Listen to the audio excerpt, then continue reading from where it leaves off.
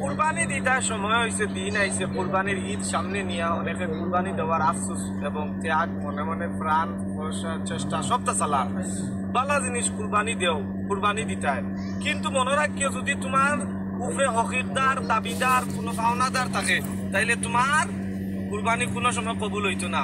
দয়া করিয়া আপনারা পাওনা যদি থাকে, পাওনা দেওয়ার পরে কোনো রোজগারে তোমার কাছে কাম করছে আর যদি 1 টাকা 2 টাকা তোমার কাছে পায়, তারপরে ইগুন ঋণ আগে মারিয়া তারপরে তুমি কুরবানি দেও, তেও মনে করবা তোমার কুরবানিটা কবুল হইব, নতুবা তোমার কুরবানি কোনো মতে কোনোভাবেই কবুল হবে না।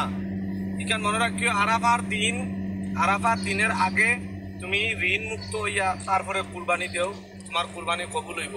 আর নাইলে এটা মানুষ দেখায় লাভ হইতো না, মানুষ দেখায় কোনো ফায়দা হইতো না। তুমি কুরবানি দিতে হইলে আগে মানুষের ঋণ মুক্ত হও, তারপরে তুমি কুরবানি দেও, নতুবা তোমার কুরবানি কবুল হবে না।